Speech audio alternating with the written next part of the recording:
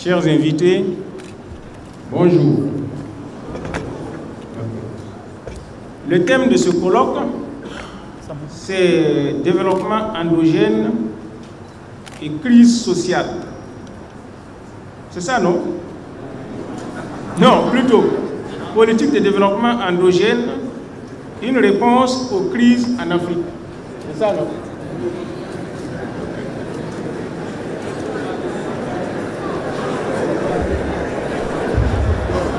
Hey, c'est comme ça que vous bavardez en classe? Monsieur le ministre, il faut discipliner.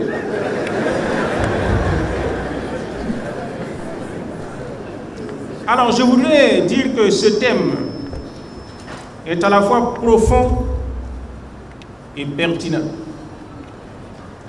tellement sa réalité est violente dans l'Afrique actuelle et surtout dans le Burkina Faso d'aujourd'hui.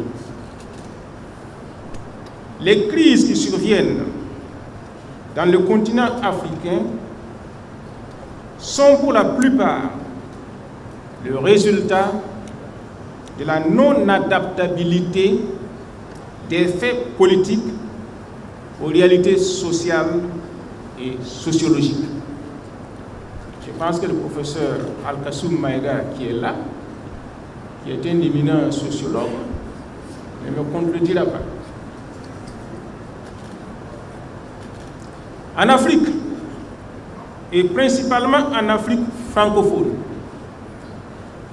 ce qui se constate facilement, c'est la persistance de l'autocolonisation, qui est le fait que le colonisé trouve valorisant de ressembler au colonisateur, de sorte que ce dernier n'a aucun effort à faire pour imposer sa culture. En 1377, Ibn Khaldoun expliquait le phénomène de l'autocolonisation en ces termes. Il disait, je cite, « Les vaincus veulent toujours imiter le vainqueur dans ses traits distinctifs, dans son vêtement, sa profession et toutes ses conditions d'existence et de coutume. La raison en est que l'âme voit toujours la perfection dans l'individu qui occupe le rang supérieur et auquel elle est subordonnée. Elle le considère comme parfait, soit parce que le respect qu'elle éprouve pour lui fait impression, ou parce qu'elle suppose faussement que sa propre subordination n'est pas une suite habituelle de la défaite, mais résulte de la perfection du vainqueur. Si cette fausse supposition se fixe dans l'âme, elle devient une croyance ferme. L'âme alors adopte toutes les manières du vainqueur et s'assimile à lui. C'est ce que nous constatons dans nos sociétés. Si l'on considère que la victoire peut être militaire ou culturelle, le constat d'Ibn Khaldoun s'est toujours appliqué en tout temps et en tout lieu. Dans l'Antiquité, le peuple juif a toujours été divisé entre la fidélité à son Dieu et l'admiration et l'adoption des croyances et des civilisations des vainqueurs, que ce soit les Égyptiens, les Assyriens, les Babyloniens ou les Romains. Alexandre le Grand a vaincu militairement la Perse, mais il a succombé sous le charme de la supériorité de la civilisation perse. De même en fut-il de Rome, qui vainquit la Grèce, mais succomba aussi sous le charme de sa civilisation. Un peuple vaincu, militairement ou culturellement, et qui accepte sa défaite ne se perçoit qu'à travers le reflet du vainqueur. Sa vie sociale, culturelle et économique s'organise en fonction des réalités du vainqueur. Les aspirations du vainqueur deviennent ses propres aspirations. Parfois même, le vaincu cherche à aller au-devant des aspirations du vainqueur pour mieux réussir son assimilation et recevoir les félicitations du vainqueur. De nos jours, ce phénomène se constate facilement dans les anciennes colonies, principalement les anciennes colonies françaises d'Afrique, où les alphabétisés et les lettrés vivent les pieds en Afrique et la tête en Occident. Plutôt que d'être continuellement tiraillés entre l'Afrique et l'Occident, mieux vaut aller directement vivre en Occident et être en harmonie avec soi-même, d'autant plus que cela confère un certain prestige. C'est ce qui explique la ruée de jeunes Africains aliénés par la culture occidentale vers l'Europe et l'Amérique du Nord, quitte à braver tous les obstacles. Dans un tel contexte, il est difficile de parler de développement endogène.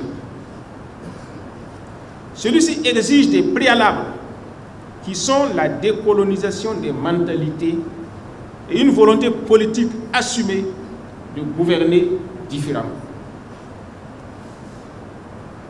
Dans son discours programme du 1er mai 1981, le président Sékou Touré de la Haute-Volta déclarait, je cite, « C'est pourquoi, en tout premier lieu, s'impose la décolonisation de nos mentalités longtemps acquises à l'idée de la pauvreté presque irréversible de la Haute-Volta que d'aucuns se plaisent à accréditer. »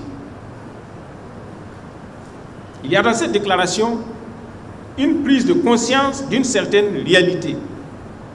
Cependant, tout porte à croire que ces héros voyaient les choses sous l'angle principalement économique. Il s'agissait de démentir l'idée qui prévalait alors que la Haute-Volta était un pays pauvre sans issue. Il semble que l'essentiel lui échappait. Le vrai problème sera diagnostiqué un peu plus tard par le président Thomas Sankara. Arrivé au pouvoir dans la nuit du 4 août 1983, dès le lendemain, il déclarait que sa principale préoccupation était de transformer les mentalités, de transformer la façon d'être et de penser des Burkinabés. Pour qu'un peuple dominé se mette à travailler pour lui-même, il doit d'abord prendre conscience du degré de son aliénation et se doter d'une volonté de déconstruire les différents schémas d'aliénation. Tâche d'autant plus difficile que l'aliénation aura parfois affecté tous les aspects de la vie en société jusqu'au moindre réflexe. Une fois que le diagnostic est posé, il faut prescrire le traitement et l'appliquer. C'est souvent à ce niveau que tout pêche. Un membre gangréné ne saurait se traiter avec des calmants. Il faut une chirurgie parfois radicale qui peut aller jusqu'à l'amputation du membre pour sauver la vie du patient. Je pense que s'il y a des médecins ici, ils ne me contrediront pas. Dans les années 1970, le président Mobutu avait décrété la politique de l'authenticité. Cela avait conduit au changement du nom du pays qui, de République démocratique du Congo, était devenu le Zaïre. S'ensuivit la zaïrisation qui voulait que les noms des villes prissent des noms autochtones. Léopoldville, la capitale, devint ainsi Kinshasa. Elisabethville et Stanleyville changèrent aussi de nom pour devenir Lubumbashi et Kisangani. Les prénoms devaient aussi s'adapter à la nouvelle donne. Le président Joseph Désiré Mobutu devint ainsi Sese Seko Mobutu. Ce mouvement fut légèrement suivi au Togo, où le président Étienne Gnassingbé devint Eyadema Gnassingbé, et au Tchad, où le président François Tombalbaye devint Ngarda Tombalbaye, et la capitale Fort Lamy devint N'Djamena. En dehors de ce saupoudrage, rien de substantiel ne fut entrepris pour une décolonisation des mentalités. L'impact de ce mouvement fut de faible portée dans la mentalité des citoyens. De nos jours, cette politique est pratiquement ignorée et les Congolais rivalisent plutôt d'ardeur dans l'appropriation des valeurs culturelles occidentales. Un Congolais qui n'a pas encore fait un séjour à Paris ou à Bruxelles se sent dévalorisé. Les Congolais rivalisent jusqu'au ridicule dans l'imitation du style vestimentaire occidental à travers la sapologie, qui est la manifestation de la société des ambianceurs et des personnes élégantes. La politique d'authenticité prônée par Mobutu n'avait pas pris conscience de l'ampleur du problème. Peut-être n'était-ce qu'une diversion de Mobutu destinée à gagner du temps face à des difficultés internes. Il est vrai que les symboles peuvent avoir un rôle à jouer, mais la volonté de décolonisation doit aller plus loin que les faits superficiels et s'attaquer aux racines même de l'aliénation des mentalités. Il s'agit de déconstruire les fondements économiques et culturels de la domination étrangère. C'est donc un processus méthodique, patient, permanent, de long terme, qui doit aboutir au changement de comportement et de pensée des citoyens. Cela nécessite une meilleure compréhension des termes développement et développement endogène. En parlant de société humaine, c'est avec beaucoup de réserve que le terme développement doit être employé. Développement, c'est mieux à des créatures inanimées qu'à des êtres animés, surtout quand il s'agit de l'être humain. On peut dire qu'une plante, une usine, une agglomération se développe. Peut-on dire autant d'une personne? Les sentiments, les perceptions, les analyses, les possibilités de choix sont plus importants pour les personnes humaines que l'accumulation ou l'accroissement des biens matériels. On voit des personnes quitter les pays dits développés et aller s'établir dans des pays dits pauvres et y trouver leur bonheur. De même, les candidats à l'émigration vers les pays dits développés ne sont pas toujours les plus pauvres. Car pour ce faire, il faut réunir une certaine somme qui aurait pu être utilement investie dans les lieux de départ. Des plus pauvres qu'eux ont choisi de rester sur place pour se battre et s'en sortent. C'est donc plutôt la perception que l'on a de soi-même et de la vie qui prime. Le terme développement est donc impropre. Il conviendrait de trouver un terme mieux adapté comme émancipation, épanouissement, progrès ou fierté. C'est donc par défaut et pour se conformer à l'usage que le terme développement est employé dans ce contexte. Le développement endogène ou auto-centrée n'est pas assimilable à la croissance économique. Comme le fait bien remarquer Joseph Kizerbo, et je cite, « À quoi servirait la croissance dans la dépendance? À quoi sert de grossir si l'on grossit comme esclave? Et si par là, on progresse dans la servitude ?» Le président Cézerbo semblait avoir cerné la notion. Dans son discours programme du 1er mai 1981, il déclarait, je cite, « À notre sens, le concept de développement doit être entendu comme la volonté farouche d'un peuple à maîtriser son destin par le travail, l'acquisition de connaissances et de savoir-faire pour aboutir à l'épanouissement total de la personne et de la collectivité. »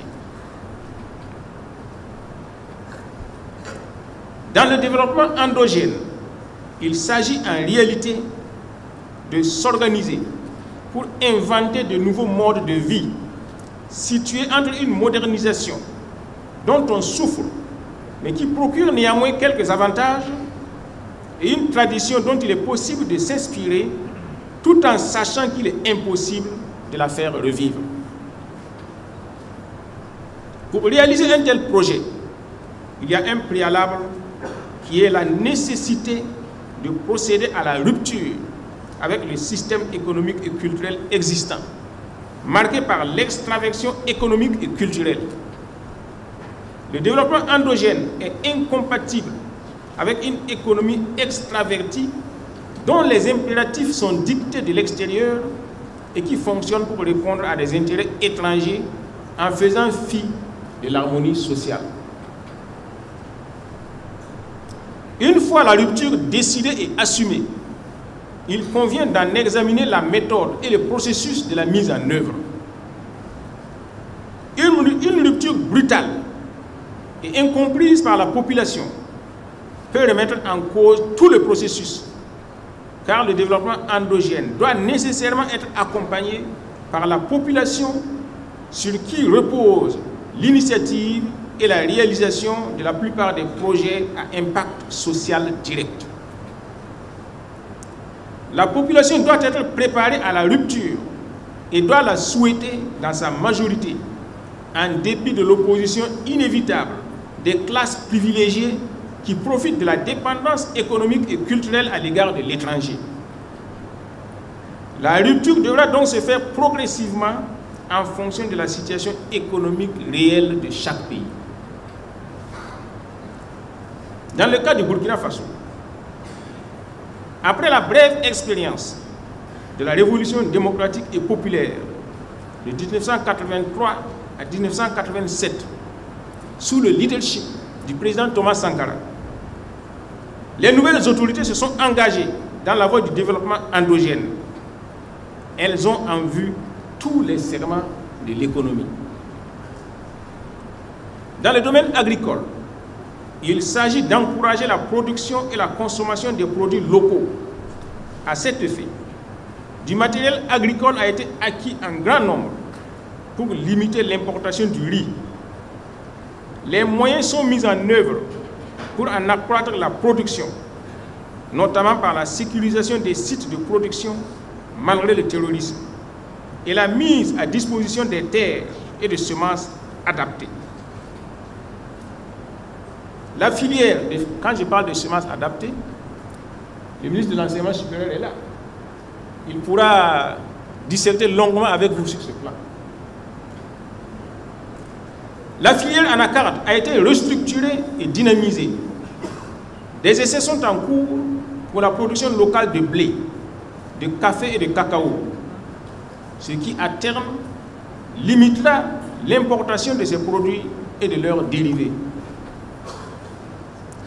Dans le domaine artisanal, des dispositions ont été prises pour encourager le port du Faso d'Anfani, qui est un tissu produit localement, de manière artisanale, à partir du coton local. Et je saisis cette opportunité pour vous dire que le costume que je porte est fait du coton burkinabé, tissé par des Burkinabés et cousu par des Burkinabés.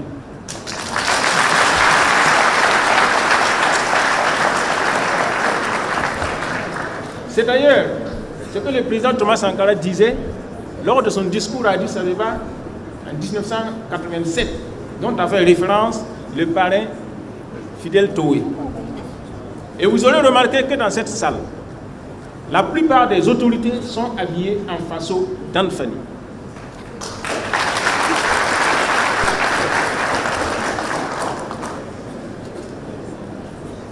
À terme, cela conduira à la limitation de l'importation des tissus.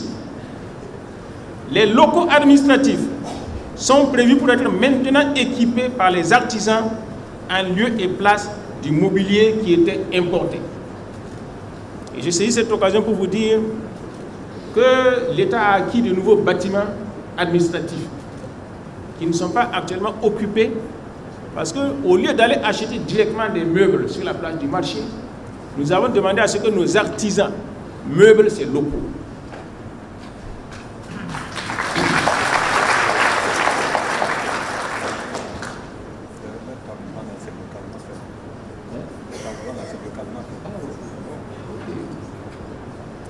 Dans le domaine de la culture, nous avons entrepris un travail gigantesque qui consiste à recenser tous les noms de famille au Burkina Faso, à les retranscrire correctement et à en expliquer le sens.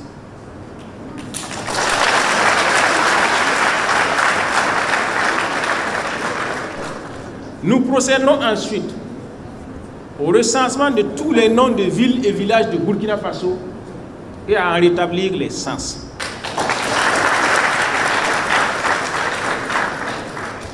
Ensuite, si le temps et les moyens le permettent, nous procédons de la même façon pour les prénoms traditionnels.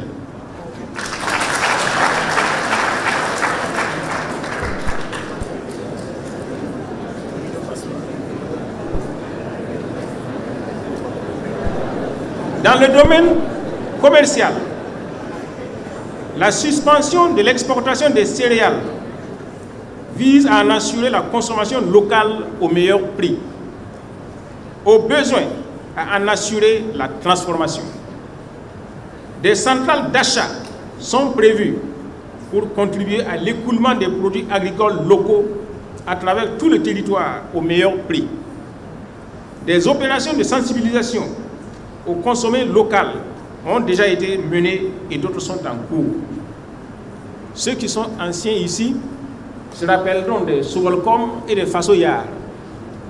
C'est ce que nous voulons ressusciter à travers tous les territoires pour procéder à l'écoulement de nos produits locaux à des prix accessibles et abordables.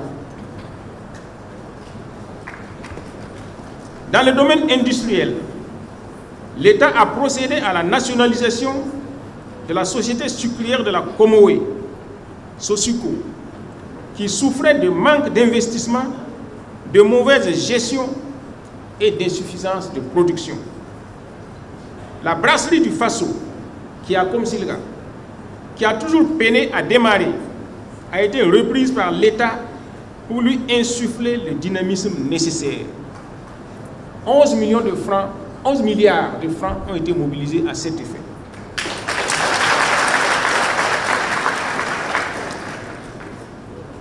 Les brasseries seront encouragées à l'utilisation accrue de matières premières locales. Des usines textiles sont en construction pour contribuer à résorber la production nationale de coton. Des usines de transformation de la tomate sont en construction et seront bientôt fonctionnelles. Au niveau des mines, une usine de traitement des résidus miniers a été mise en place et une raffinerie d'or est en construction. L'activité économique est sous-tendue par le système financier. C'est pourquoi dans ce secteur, l'État a procédé à la redynamisation de la Banque agricole du Faso et à l'opérationnalisation de la Banque du Trésor et de la Banque postale. Ce, dans le but de se donner des leviers indispensables au soutien de la politique économique. Et je pense que bientôt le chef de l'État va procéder à l'inauguration de la Banque du Trésor au Burkina Faso.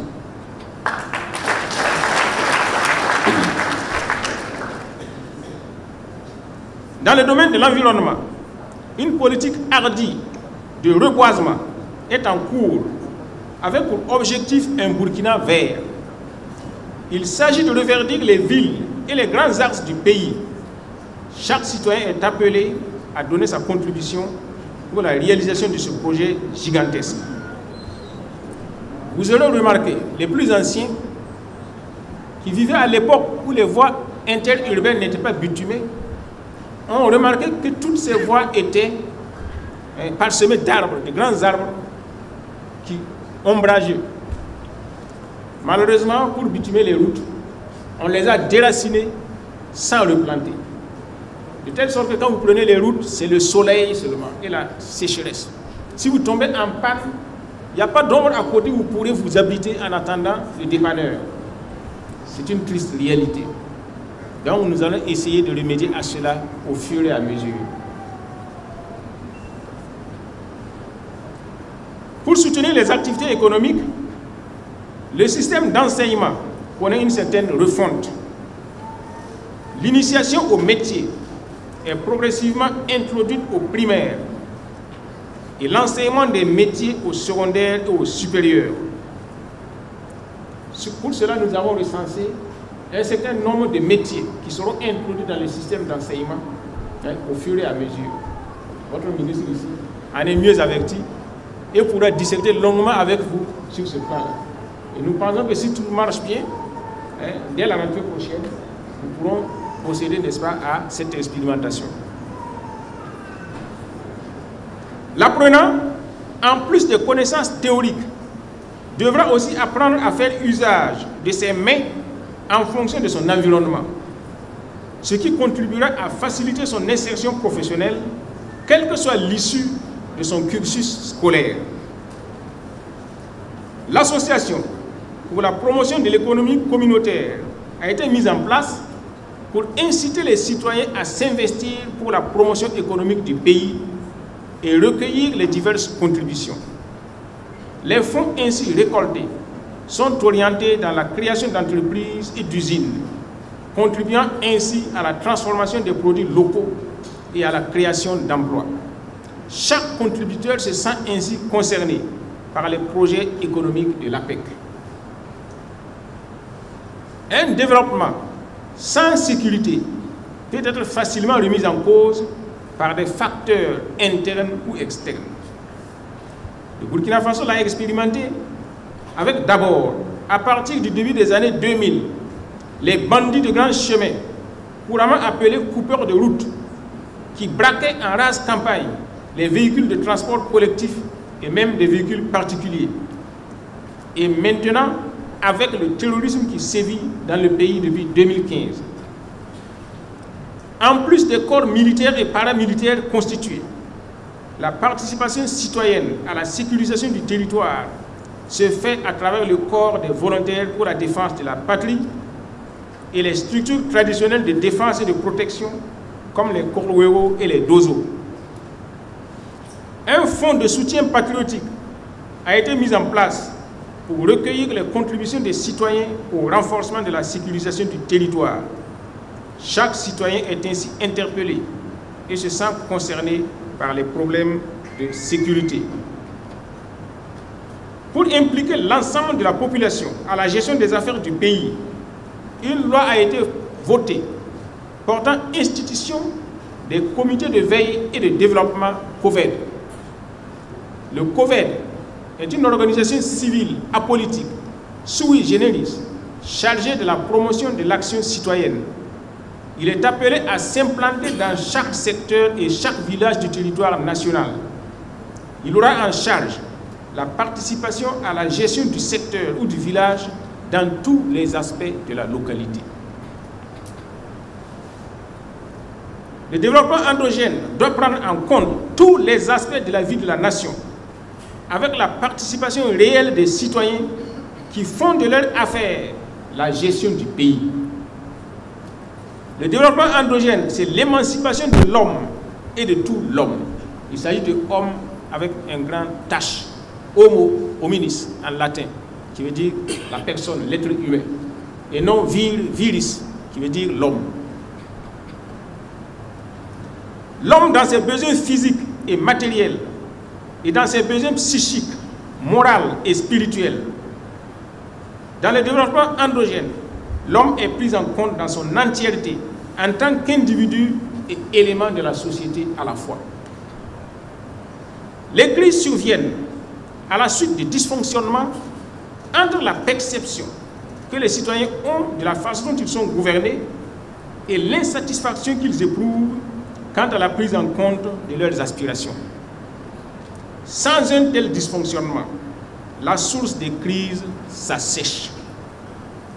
Le développement endogène entraînant la participation de chacun à la gestion de la communauté et de la société, les contestations individuelles ou collectives deviennent illégitimes. D'où la résorption des crises sociales et la stabilité politique et sociale. Exemple peut être pris des sociétés traditionnelles africaines dans lesquelles le chef ou le roi était rarement contesté. Elles ont connu ainsi des siècles de stabilité intérieure. Je crois que le Naba qui est ici ne conteste pas ce que j'ai dit.